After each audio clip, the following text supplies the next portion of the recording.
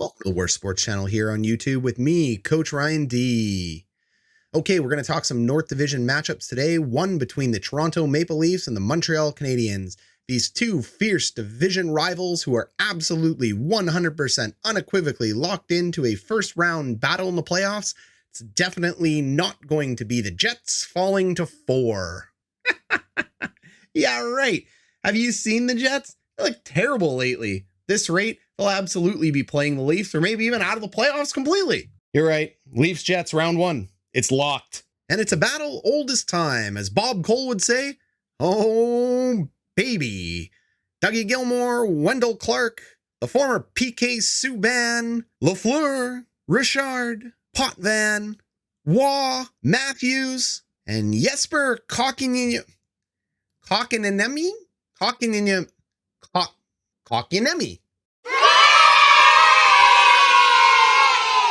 Little things in life. So stick around to the end while this biased Jets fan breaks down this playoff preview, which will have very little impact on Canada's North Division outcome at the end of the playoffs, as Connor McDavid and the Edmonton Oilers will eventually end up making a mockery of us all. Roll the intro.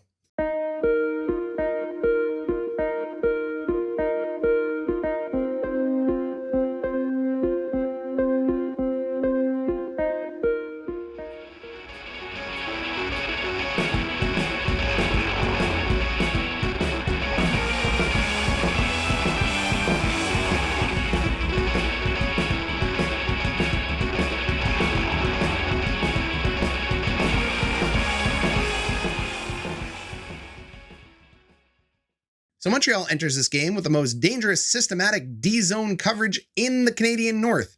But Morgan Rielly ends up opening the scoring by scoring his first goal from a shot from the point and exploiting that Montreal D-zone as 3 red jerseys collapse around Jake Allen. And speaking of the beloved Morgan Rielly, why does he continue to be pumped by the league and underappreciated by a lot of fans in the comments out there in Toronto and the GTA? This guy's a stud. We get it, Leafs fans. You have post-traumatic stress disorder from 55 years of difficulty, mediocrity, and frankly, first-round exits led by the Boston Bruins, spearheaded by the late developing Morgan Rielly. But let me assure you, this man's a stud. He is a top 5 defenseman in the league. You heard me say it.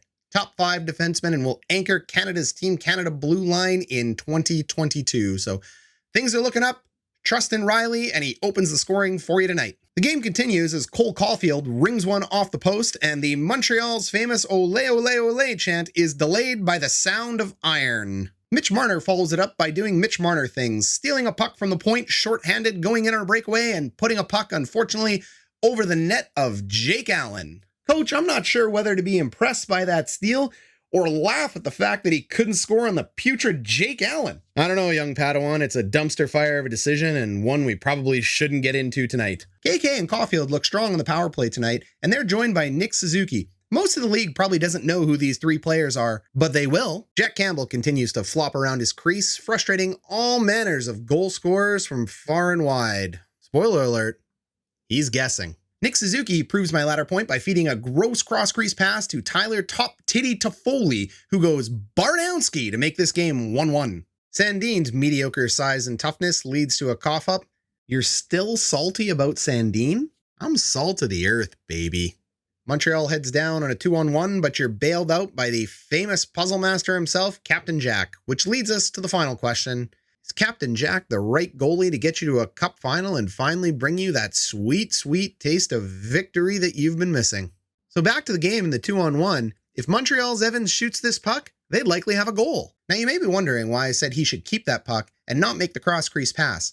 An NHL aficionado would know that a cross-crease pass across the Royal Road, which is the line going north to south that divides the rink in two, is the highest percentage chance that a player can make when shooting a puck.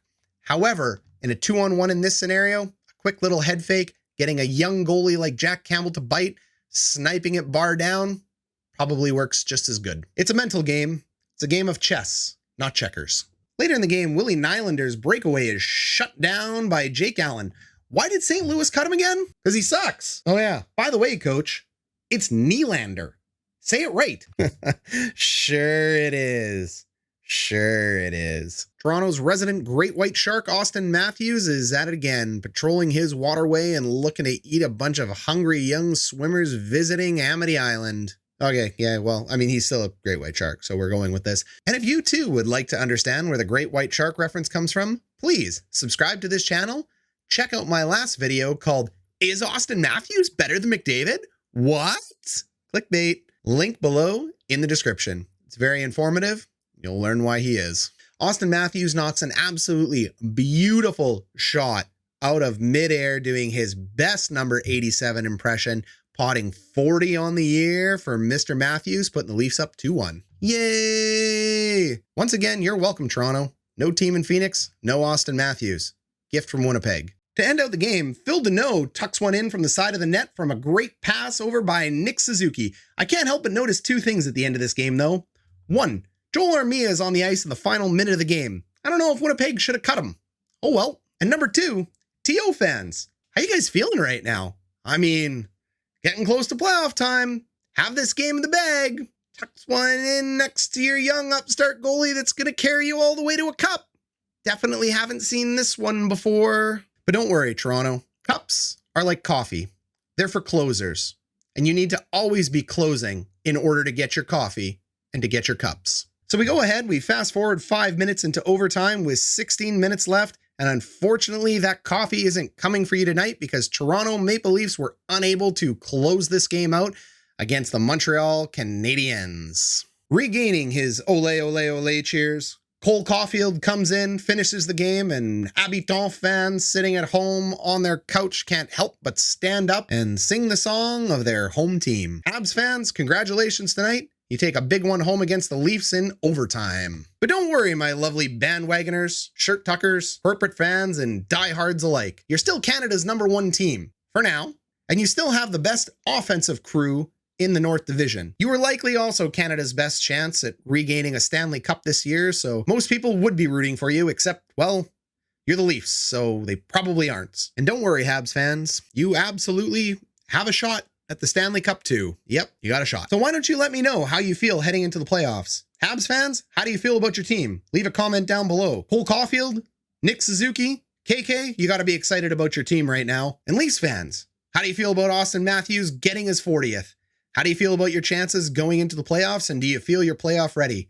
Does this game make you nervous? Would you rather play the Habs or the Jets? Because, well, at this rate, could be either. Tell me down below in the comments. Subscribe if you've made it through to the end of this video, because we appreciate you here, and this channel you'll get satirical, comedic, as well as in-depth analytical coverage from myself, a 10-year coach with Hockey Canada, certified at the highest possible level, and willing to sit here in front of a camera for hours, giving you his best. So to close it out, to my Leafs fans and my Habs fans, I don't know, whatever.